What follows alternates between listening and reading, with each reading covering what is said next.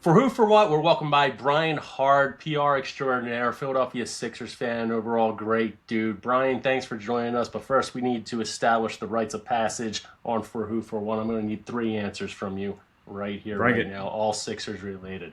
Number 1, I'm going to need your favorite process player. Favorite process era?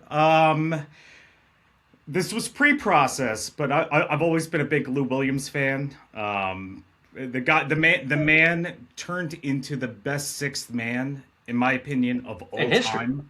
I love his game. Love what he brought off the bench. We need a Lou Williams on this team right now. We don't have one. Yeah, plus he's so getting he was pre-processed though, so I cheated. Hey, that's fine. That's fine. Anybody who gets held up at the Conshohocken Wawa at gunpoint or knife point, I forget what it was, and ends up buying him a meal, you're allowed to skate it through the process era. Who's your most frustrating Sixers head coach? Most frustrating? I mean, Doc was... Obviously it's Doc. Obviously it's Doc. Like, who else are you going to throw Randy Ayers under the bus? Obviously it's Doc. I mean, the day that Doc found out Twitter likes were public, they're not anymore. Yeah. The day he found that out was one of the most hilarious days on Twitter ever. Yeah, it's very, very, very delicious. And number 3, your favorite, now this is personally here, I ask everybody this question, your favorite Sixer not named Allen Iverson or Charles Barkley that played in the 1990s. Okay, I mean Embiid, obviously. I call Embiid. Embiid's one of those rare talents. We could eliminate him. I'll do another one. Gotcha. But I mean Embiid and Iverson are. Embiid's the only guy since Iverson where when he's on the floor you can't take your eyes off him. That's a special talent, and I tell I feel like an old man now because I've been watching the game for a while. But I tell the younger generation, the youngins. Don't take the Embiid era for granted. We don't get players this special that often. Is he unicorn? And it's fair to criticize any player or whatnot, but a talent like that, I mean, a man who can play on one knee and put up more points than minutes played anytime he wants, you don't get players like that very often. Yeah, I mean, it obviously is one of the greatest talents in NBA history, no matter what goes down in the future. But other than him, Tyrese Maxey on the roster right now. Tyrese Maxey, 100%. That he has the potential to be a very special player. He is a very special player. Yeah. He absolutely is. Shots fired though, TJ McConnell. I enjoyed watching him on the court. Sometimes run around more than Joel Embiid when they should the court. But what are you gonna do? We love talking Sixers. We love talking sports, but unfortunately, real life matters come into play that you just should discuss. And for whatever reason, there's a lot of aspects going on right now with the Philadelphia 76ers that aren't just being talked about. Number 1 that we talked about 2 weeks ago on the show, Josh Harris and his involvement in the Epstein files. He is in there, not necessarily anything nefarious, but he is in there repeatedly, and he sent out a statement that he is a non-independent, or he has a non-independent relationship with Jeffrey Epstein, and that apparently is good enough for the entirety of the media and the NBA. As we know, there's been no investigation. There hasn't even been questions from everybody to Josh Harris. That is quite peculiar, both from a media standpoint in Philadelphia, as well as D.C. and North Jersey owns the Devils, and anywhere else, as well as an NBA standpoint. I mean, these guys, they're captain of morality. They ban Donald Sterling and make him sell the team for being racist. You're not going to just ask questions about Josh Harris in the Epstein files with arguably what might be the most evil person in human history? Right. We got to do something here. Yeah. So, Brian, you've been a force on Twitter and social media talking about this. I'll let you have the floor here. Yeah. So, I mean, there's so much to unpack with this. I'll start kind of where we are now, and then we can maybe backtrack into some of the context. But Josh Harris, yes. One of the big complicated stories that just surfaced, I mean, developed about 2 weeks ago, has now gained a lot more steam now that it's under scrutiny. Is an 8K SEC filing that Josh Harris was co-founder of Apollo, one of the biggest, PE, investment firms on the planet, managing many, many billions, and was managing tens of billions of pension funds for two of the biggest teachers unions out there. They filed a SEC report that downplayed Josh Harris and the rest of the ownership's involvement with Epstein. When these files dropped a month ago, we found out that, in fact, Josh Harris and his partners were very chummy with Epstein. Interesting. So, in fact, quite something more than a non-independent relationship like his pure team put out. But what you're saying is interesting. It's like how they kind of caught Al Capone for tax evasion. Are you saying that this is the routes that is possible? The money don't lie. Yeah, the money don't lie, and so there's a few class action suits now getting floated out there.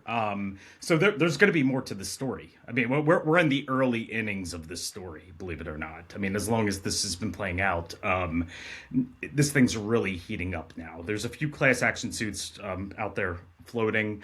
The initial one filed is claiming not only that there was fraud in those SEC filings that misled investors, which again we're talking tens of billions of dollars of pensions funds, for teachers, people's livelihoods, are depending on these investments, and the filing deliberately, according to these suits, misled these investors, kept their money in there. And now, since we got the facts, we got the email exchanges, we saw Jeffrey Epstein emailing Josh Harris, offering him a financial confessional booth for Jews. That was literally in one of the emails that hasn't gotten enough attention. Yeah. Jeffrey Epstein, okay, I'm sorry, if you're getting offers like that, how do you say they didn't have a chummy relationship? Well, it's a non-independent relationship. Exactly. Obviously, if I'm going to, my wife is upset that I'm hanging out with a coworker too much, I just tell her it's a non-independent relationship. Look, there might have been emails going back years and texts. I might have breakfast at her house every once in a while. I don't know. There's nothing to worry about. It's just a non-independent relationship, obviously. Also in the Epstein files, there's a documented page where millions of dollars was being transacted from Josh Harris to Leon Black's secretary or executive assistant, with Jeffrey Epstein overseeing. How that doesn't just automatically raise all the red flags? Why? Yeah, and I don't have the numbers in front of me, and I got to be careful, when we talk about, things that have potential real legal ramifications. I don't want to put misinformation out there. You know what? I did find the figure that's being reported. All right, so 158 million. That was Leon Black. So that was the co-founder that Josh Harris co-founded Apollo with. 158 million. Now, these were personal expenditures from Leon Black after Jeff Epstein was already a convicted, sex predator. Oh yeah. Let's not ignore that fact. Every single thing in these files, for the most part, is after everybody involved, is after his 2008 conviction for child prostitution. If you're a billionaire and you don't do a quick Google search on the people you're interacting with, it doesn't happen. That just doesn't happen. Everything they're claiming ignorance on, it didn't happen. Of course, they knew exactly who they were dealing with. So Leon Black paid $158 million. This is what's being widely reported. There's evidence behind it for financial advice. And if you look through those emails, Epstein was adamantly demanding these payments. I don't know for a fact that it's extortion, but it smells like extortion. So what we know publicly about Leon Black is already horrifying enough. Yeah. And what he's accused of doing to children. But the fact that some of that was out there and Jeff Epstein's still demanding extortion payments, I don't think we know the nastiest of what potentially went on. Yeah, and Josh Harris and Leon Black's relationship started at Apollo, so they've known each other for well over 3 decades at least, and I'm not sure if they have a non-independent relationship, but if there's smoke, there's got to be maybe a little fire there. And as you said, Leon Black, for Josh Harris not being accused of anything nefarious in these emails, which is still, for whatever I see, and I assume you see is true, but possibly worthy of an investigation, Leon Black is accused of some really heinous, nefarious shit. That I don't even want to say it out loud. No, I know things he's accused of it because it's fucking gross what he's accused of. It's Josh Harris's business partner for 30 years. Exactly, 30 years, and it's all right there. As a PR maestro, how do you think Josh Harris A handled this, and B, why do you think there's no legs on it from the media or NBA? Well, I mean, Josh Harris is handling it with silence. You know, people have been, a lot of media have been posting that Josh Harris put out a statement a month ago. No, he didn't. That was through a spokesperson. Yeah. Josh Harris hasn't said anything. And better believe it's his attorneys telling him not to say anything. I mean, again, you listen, we all have the right to silence. You have the right to not incriminate yourself. But his silence is speaking volumes. And I'll make another comment.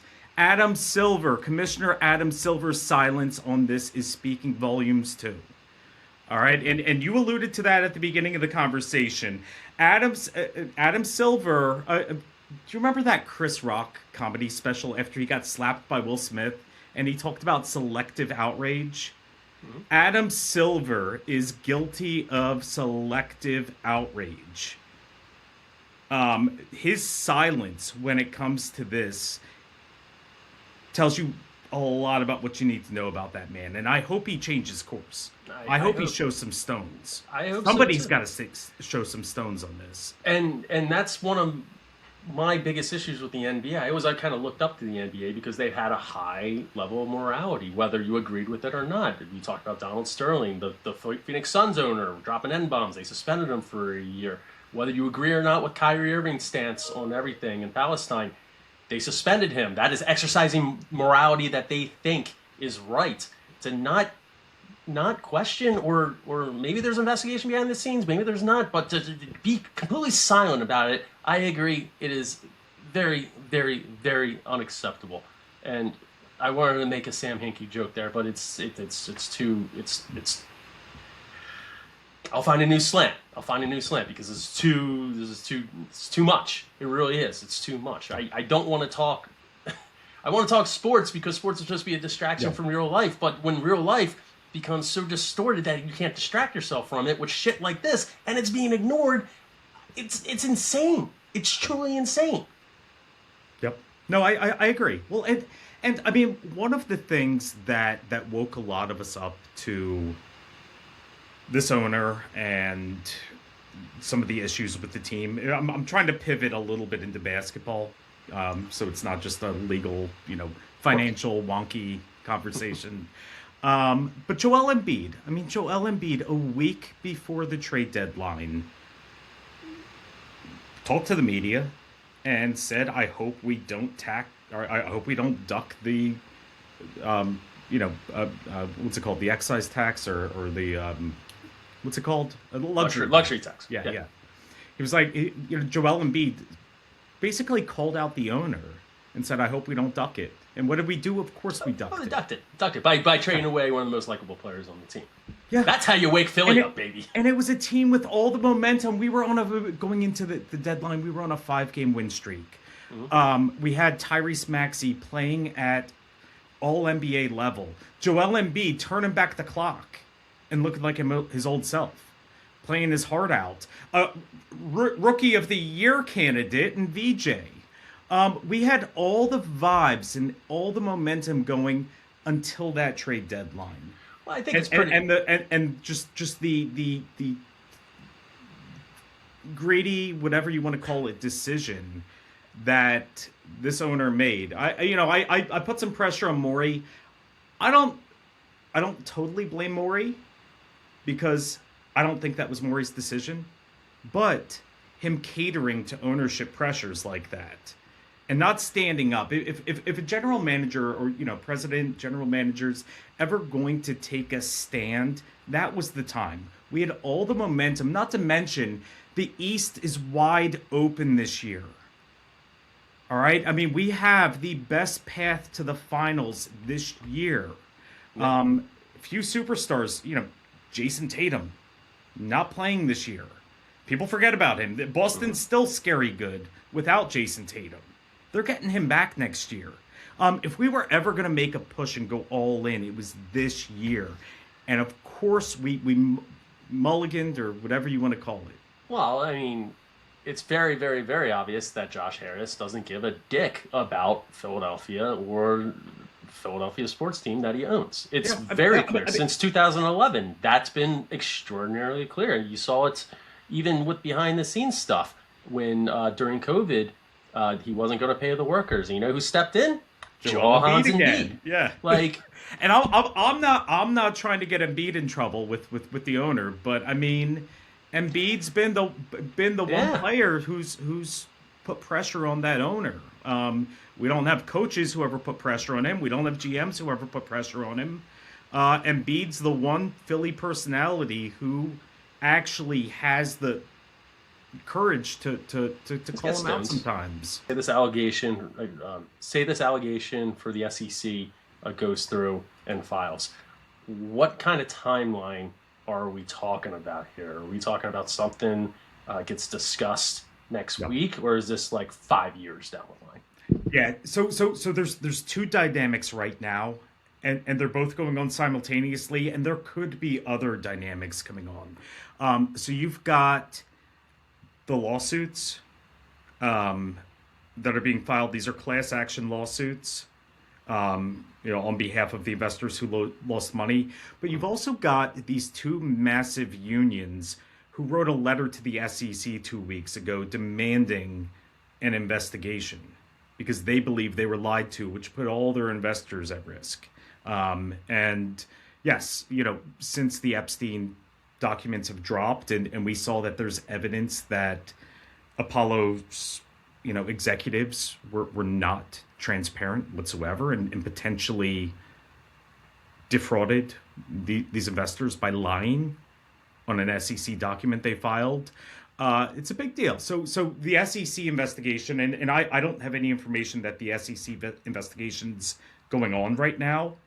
All I know is two massive unions have demanded that investigation. That's still incredible, though, because it is like Al Capone tax evasion, because that's completely separate from the Epstein files. Yeah, there's things that might allude to it in the Epstein files that could be used as evidence, but it's completely separate.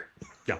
It's not completely, because their lies were about the Epstein relationship. Yeah, but he's not being charged or investigated or questioned about anything in the files, which, again, it's banana land.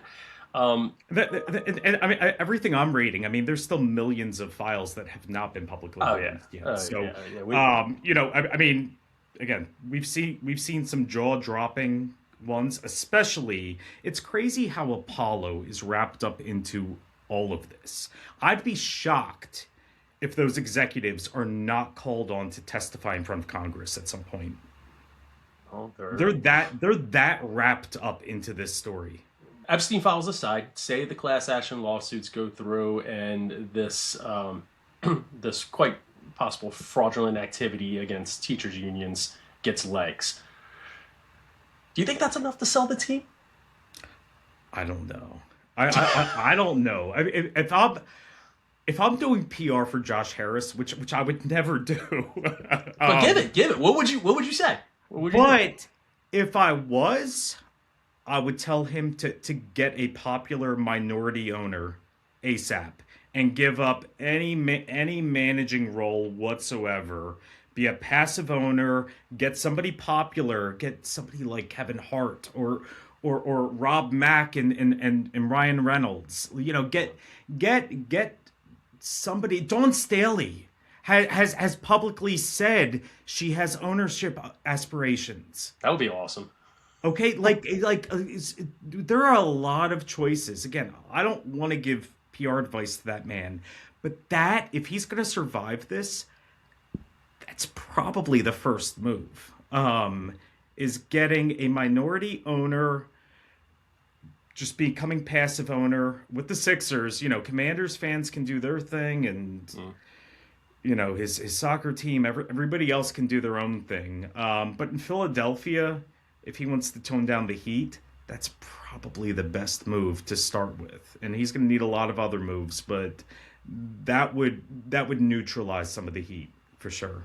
Yeah, it's a shame. It's a shame too, because growing up with Pat Croce as the owner of the Sixers and seeing what he provided the city, even Michael Rubin. I mean, say what you want about his fanatics ties now and basically ruining an entire industry of sports jerseys and memorabilia. As a Sixers owner, he wasn't that bad. He wasn't that bad when he was a part of the crew. Now it's just solely Josh Harris, and it's so distraughting. So because there was once like an aspect of community with the Sixers going back way back when, and now it's part of his private equity. That's all it is. It's just numbers on a page, and if we can Al Capone it in a way to get him to sell the team, because that's how this all started, kind of. Like, if he wasn't such a dick at the trade deadline with the luxury tax and trading away McLean, who knows if people would be sniffing around the Epstein files for him. I mean that is 100% why people started digging.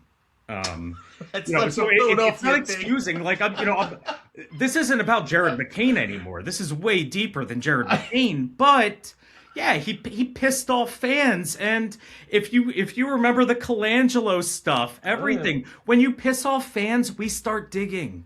That's incredible. Okay, we're gonna find something. Wouldn't it be something if like the actual new revolution started in Philadelphia because of a luxury tax trade? Yeah. Yeah. Oh man, that'd be incredible. Yep. So upcoming for listeners, I'm going to do a little promo. So we've got Sell the Team Night, hashtag Sell the Team, on March 23rd against OKC. Jared McCain. Again, this ain't about Jared McCain anymore, but Jared McCain's coming off the bench in drama 30. Right. Yeah. Like, there's no doubt in my mind that's happening. Yeah. So Sell the Team Night, a bunch of us are gathering at, what's it called now? Stateside Live. I'm bringing a bunch of swag, giving it out for free. So anybody wants, cool. I got reversible bucket hats with Sell the Team on them. A lot of other folks are bringing swag. So anybody who wants to go to that game, I didn't even get tickets for that game yet. I might not go in, but I'm definitely doing the Stateside Live thing. So yeah, don't even go in the stadium. Go in, but yeah, if I'm allowed, I don't know. Yeah, who knows? Who knows? Honestly, Brian, thank you very much. Hopefully, we get you a statue once they sell the team. Seriously, Adam, appreciate it, brother.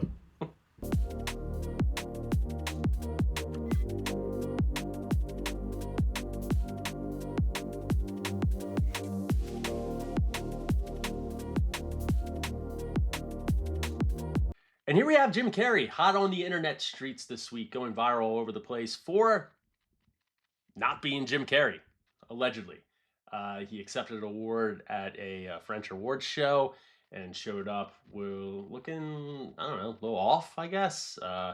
Different eye color. He was using his right hand when he's left-handed. And obviously his appearance is a little Botoxy. Doesn't exactly look like the Jim Carrey we have all known over the past, 3 decades. But I'm not here to say that Jim Carrey is like some sort of clone, or if it's not him, even though his publicist said that it is him. I don't know. I don't know whether he's a clone or not, or what the hell's going on. But I do know one thing. I know Jim Carrey. Not personally, of course, but I know how Jim Carrey talks. I know how Jim Carrey kind of thinks. Now, why is that? Obviously, I've seen, as everybody, all of his movies growing up in the 90s, Dumb and Dumber, The Mask, Liar, Liar, all hilarious and iconic, Ace Ventura.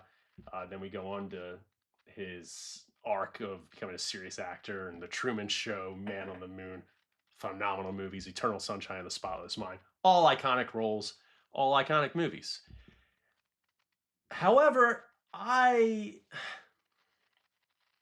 my breakdown, or whatever you want to call it at this point, in my first episode of For Who, For What, I explained that there was a spiritual element to it that essentially dwarfed all of the diagnoses and everything that I experienced.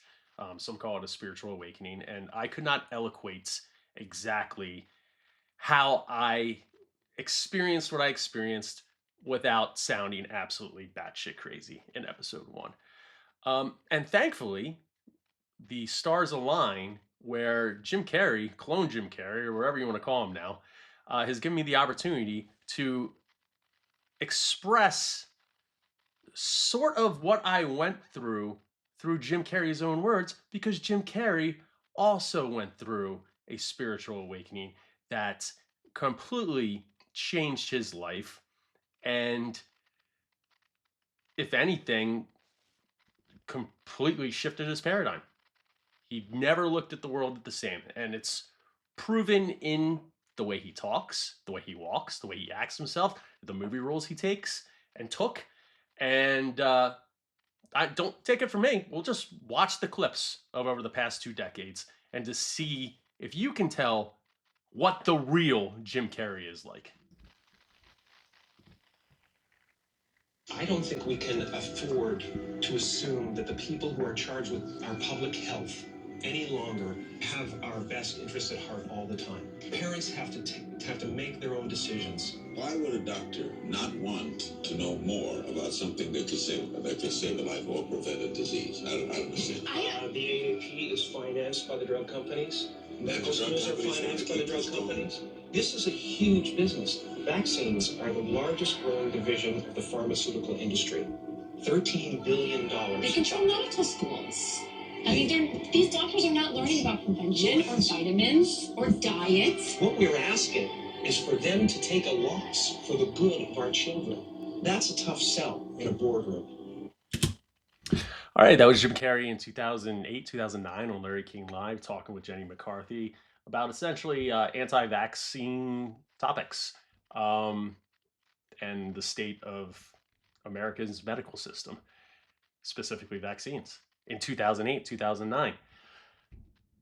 You look at that in 2008 and 2009, Jim Carrey's batshit. He's an anti-vaxxer. Now in 2026, people can have different opinions based on their experiences. But it shows around that time that Jim Carrey was starting to express himself publicly in a different way. I don't give a fuck what you think anymore way. I'm going to say what I believe is true, and whether you want to hear it or not, I'm going to say it. I woke up and now we start to get into the more existential parts of Jim Carrey, more than the typical awakening that you see, more into the spiritual awakening part. I suddenly got it. I understood suddenly how thought was just an illusory thing. And how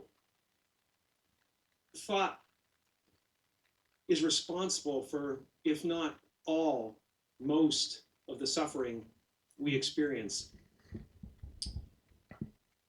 And then I suddenly felt like I was looking at these thoughts from another perspective. And I wondered, who is it that's aware that I'm thinking? And suddenly I was thrown into this expansive, amazing feeling of freedom from myself, from my problems, I saw that I was bigger than what I do. I was bigger than my body.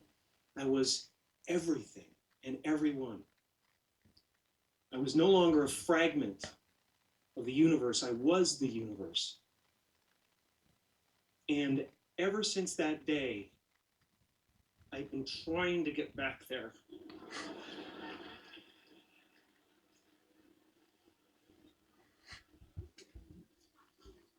It comes and goes. It's like riding a wave. Sometimes I'm on, sometimes I'm off. But at least I know where I want to go. And I want to take as many people with me as I possibly can, because the feeling is amazing. You are. So that was Jim Carrey speaking at an Eckhart Tolle conference. Eckhart Tolle, big time spirituality, self-help guy. The Power of Now is a phenomenal concept that he published. And, Eckhart Tolle is not without faults. He is boring as whale shit, if you ever listen to him talk. No offense, but he's boring as well shit. And also some spiritual capitalism stuff with him. But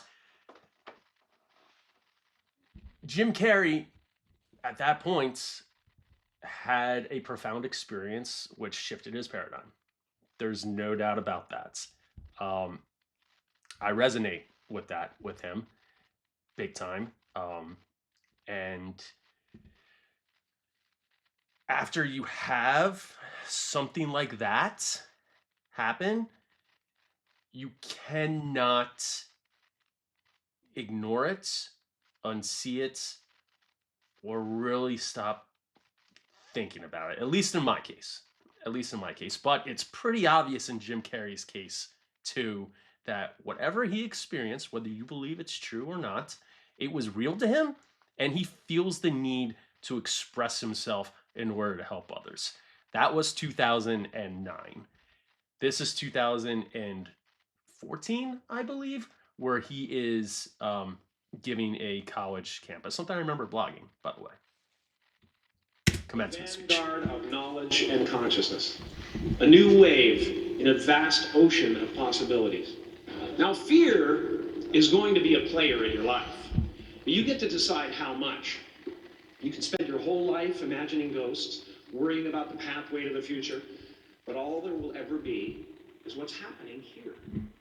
And the decisions we make in this moment, which are based in either love or fear. So many of us choose our path out of fear disguised as practicality.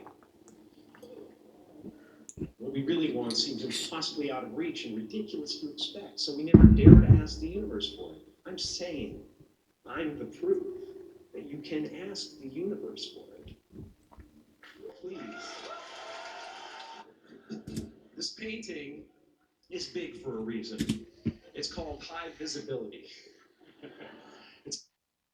And real quick to jump on what he's saying about asking the universe for whatever. What Jim Carrey is talking about is God. There are many different terminology aspects that can confuse everybody. But what Jim Carrey, I'm confident in saying this, what he is talking about is God, the universe, as he calls it, source, the unified field, energy. It's all the same thing on a metaphysical level.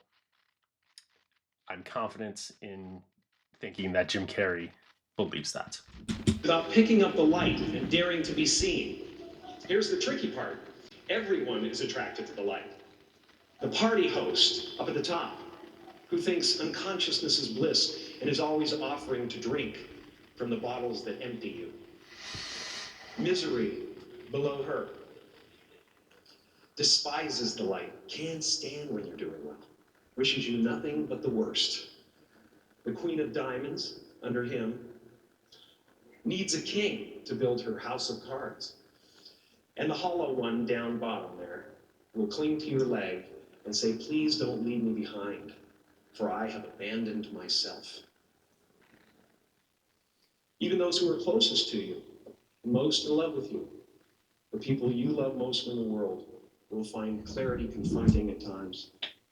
As far as I can tell, it's just about letting the universe know what you want and working toward it while letting go of how it comes to pass. And when I say life doesn't happen to you, it happens for you, I really don't know if that's true. I'm just making a conscious choice to perceive challenges as something beneficial so that I can deal with them in the most productive way. Take a chance on faith. Not religion, but faith. Not hope, but faith. I don't believe in hope. Hope is a beggar. Hope walks through the fire and faith leaps over it. You are ready and able to do beautiful things in this world. And after you walk through those doors today, you will only ever have two choices, love or fear. Choose love, and don't ever let fear turn you against your playful heart. Thank you so much. Wasn't Jim Carrey trademark choose love in 2014? Should have been smart.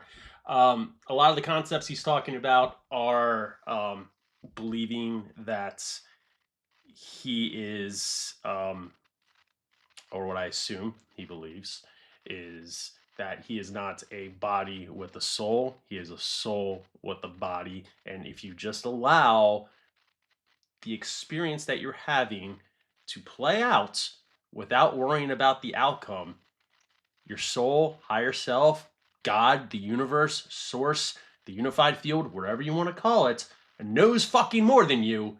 So just allow it to happen, because they will always have your best interests in mind. And you see that when he's talking about faith over religion, and you just see it in the way he's expressing himself. Along with the spiritual awakening aspect, which I also along with the spiritual aspect, along with the spiritual awakening aspect, there is a normal awakening aspect where you start to see things that you never saw before. People call it conspiratorial, obviously, and people call it psychotic and insane, which even more obviously. But when you start to question things and have experiences that you can't explain, you start going down rabbit holes. And you'll see this from Jim Carrey in 2017 on an appearance on the Jimmy Kimmel Show, in which he is being, I believe, 100% serious in his words of what he believes. And I say that because there was a laugh track added after. That's been confirmed by people in Jimmy Kimmel's audience. Just take a look. Right? Yeah. What is it? Come on, Jimmy. Seriously, the time is up. People are hip to this kind of stuff.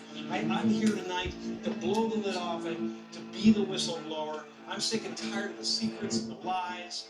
It is the secret symbol of the Illuminati, and you're a part of it, and it is the all-mocking tongue.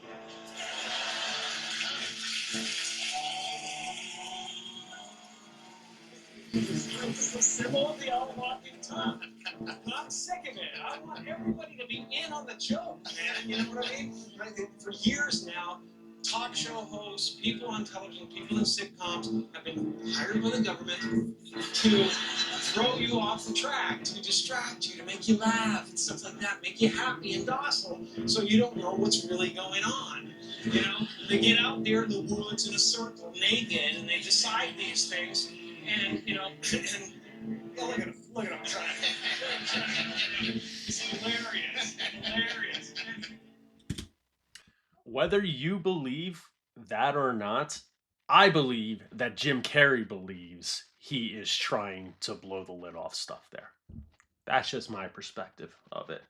And coincidentally or not, Jim Carrey's girlfriend, within a year, died of an overdose, in which Jim Carrey was essentially blamed for, indirectly and directly. Do you know about alchemical sexual alchemy? There's 33 vertebrae in your spine. There's 33 years in the life of. So this is where Jim Carrey is getting into the actual metaphysical ways of how he believes the universe works and operates. If you believe that you are a body with a soul, or a soul with a body, how does it work? Like, so if you're saying that all you have to do is just essentially surrender to this soul, higher self, God, universe, like, what are the mechanics behind it? Like, how does it, like, actually physically work in this reality? How do you expand on it or make it work quicker and faster to your benefit, if that's what you believe?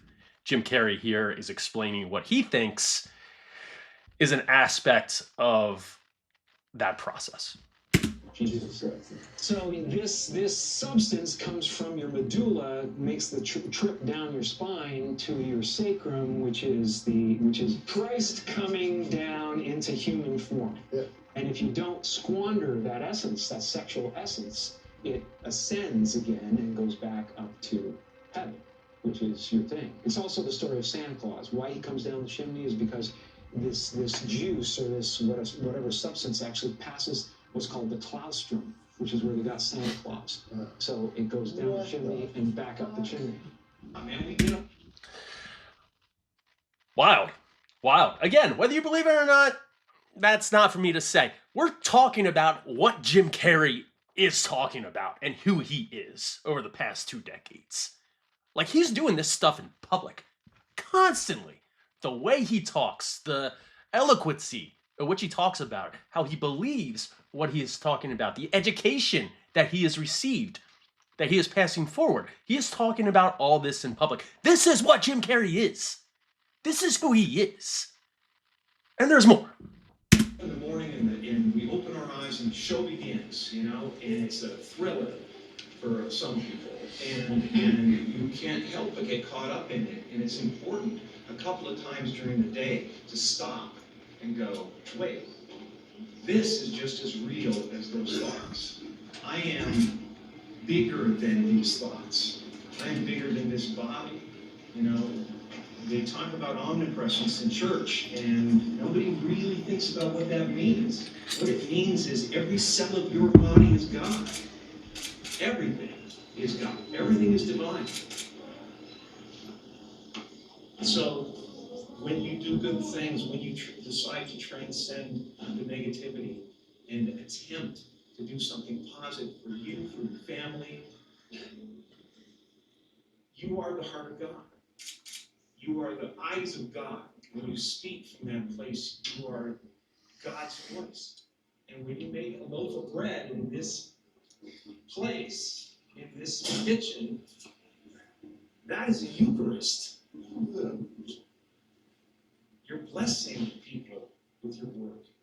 You're serving the world with your work, with your effort. That is a Eucharist. That is the body of Christ. Jim Carrey is it. Again, just Jim expanding on his existential thoughts that's in spiritual communities, or just spirituality in general, Gnosticism. One does not believe that God is separate from anything. Light, dark, it all comes from one thing, and that is God. So if that is the case, then God wouldn't just be all around, but stop like here. No, you're God too. I'm God. This microphone's God. Everybody's God. Everybody's one thing, just different fragments of God attempting to experience himself. That is the essence of what Jim Carrey is attempting to say, I believe. Great character, and I was lucky to get the part. But I don't think of that as me anymore. You don't? No, not at all? Not really, no. I used to be a guy who was experiencing the world, and now I feel like the world and the universe experiencing a God. Again, he used to think that he was a body experiencing the world with a soul. And now he believes that he is a soul or a higher self or a consciousness experiencing a lower body. Talk about depression all the time. The difference between depression and sadness is just, from happenstance, whatever happened or didn't happen for you. And depression is the body saying, I don't want to be this character anymore. I don't want to hold up this avatar that you've created in the world. It's too much for me. So a friend of mine who's a spiritual teacher has a really good take. His name is Jeff Foster. His take on it is that they should change, you should think of the word of depressed as deep rest. Deep rest. Your body needs to be depressed. It needs deep rest from the character that you've been trying to play. Again, Jim Carrey, talking about a spiritual teacher, spiritual teachings. Whether you want to believe it or not, he is talking about it and he believes in it. At least that's what I can see. And he's doing it in public in literally every single public interview that he has. There is no me. There's no you. No. We're not here. This is a dream. There's just things happening. There are clusters of tetrahedrons moving around together. Okay. So what's happening on our world? Interstellar. There is a lot of news that actually is relevant that's not that Here's the uplifting. thing. It's not our world. None of this is real? Yep. So you're just We don't passing matter. We don't matter. Oh, wow. That's the good news. Okay. And that's what happens when you catch somebody who's existential as Jim Carrey on like maybe a bad day or when he doesn't want to be doing something. Because I believe that Jim Carrey believes that he is still human and has human emotions, even though he thinks he knows the secrets of the universe and everything. But still, that's how he acts in interviews. Having children is not what great nations do. We in America are misinformed. Reality shows have warped our idea of what a hero is, or what the truth is. Well, I'm retracting.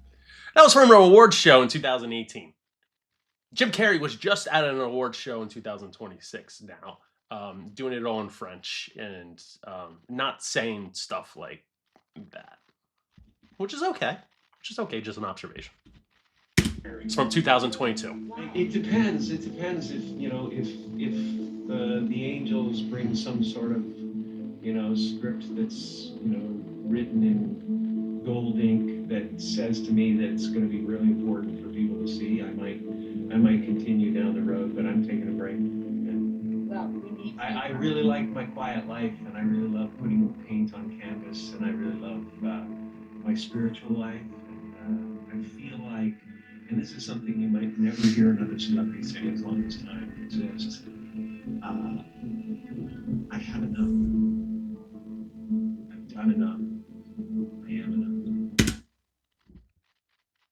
That's Jim Carrey, complete in 2022, essentially announcing his retirement. Now we've seen all the clips. Here is Jim Carrey now in 2026 during an interview after accepting his French award. I wrote it and I researched it and I practiced it like crazy, but it's and then I watched everybody like talking 1,000 miles an hour up there receiving awards, and I was like, I'm dead. And I made mistakes and I was like a novice, but I felt a lot of love and I felt a lot of appreciation that I tried, and what I said was true, and I really wanted to recognize my family. I wanted to recognize my dad. I mean, my dad was the type of person that if you met him for 5 minutes, you felt like you knew him for 50 years. Can't talk about him without getting emotional. Oh, loved him. It's so beautiful. And having Michelle, was also amazing. And it was just a brilliant evening. you know? Really brilliant evil. Oh my gosh. Well, man, was off the hook. I mean, I can't believe he committed to it. Someone else. My favorite funny face is the one I'm wearing right now. Did you? Oh.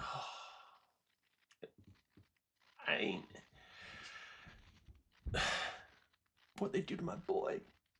They massacred my boy. Look, you can make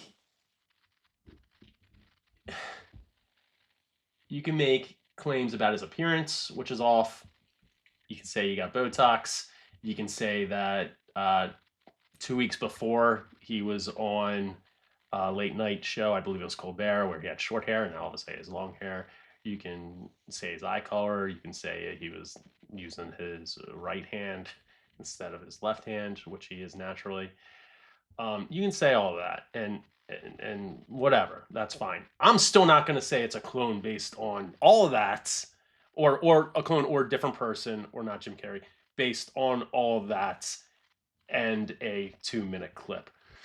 What is striking to me is over the past almost 20 years in almost every interview, that ain't Jim Carrey.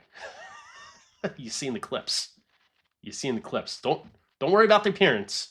Worry about the words that he says and what he talks about. That is so far away from anything that he talks about on a regular basis, unless he's hamming it up. And if he continues to not talk about what he's talked about over the past 20 years, I really don't have an answer for that.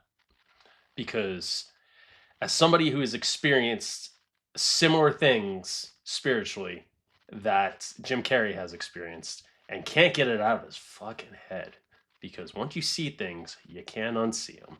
And like he said, you just want to go out and help everybody. You talk about it a lot.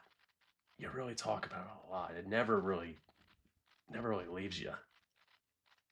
So if he doesn't go back to talking about it,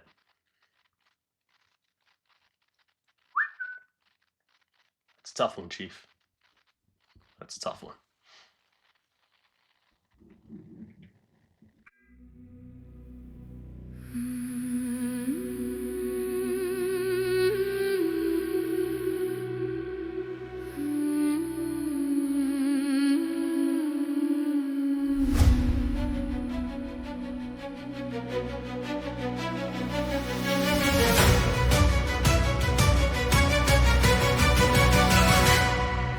Rise up, weary warriors, the battle's in the air. Not with violence, but with power in the words we declare. We fight from victory. The darkness has to flee. Step into the light, and the light steps into me. I saw warfare in the spirit, shadows moving in the night. But heaven sent a message. It's our time to rise and fight. Not with anger, not with weapons, but with truth that cuts like flame. Every prayer becomes a sword when we decree in Jesus' name. Intercessors, take your places. Lift your voices to the sky. Send up blessings, send up fire.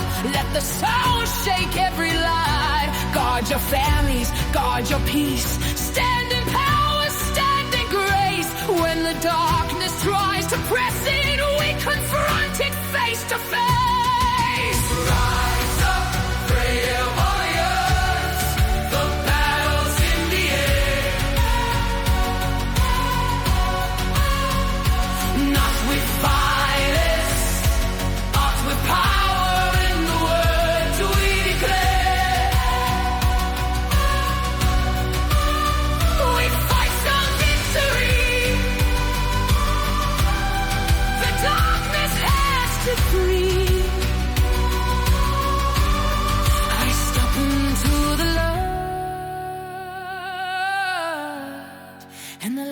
steps into me. I decree and I declare, we are covered, we are held. Every scheme against our households will be shattered, will be stopped. The light is always stronger. Darkness bows and must retreat when it stands before our power. It has no strength to speak. There's no going back to shadows. I'm advancing in the fight. Angels move in unseen places, pushing back the endless night. We will win against the forces that have tried to take our peace. Every warrior standing with me knows the victory's guaranteed. I decree protection over every foe. I decree the darkness has to lose its hold. I decree angels fight on every sound. I decree the victory given to us all. I decree the tower as the army me. I decree the shadows fall like instantly. I decree the kingdom breaking through the night. I decree the warriors standing in the light.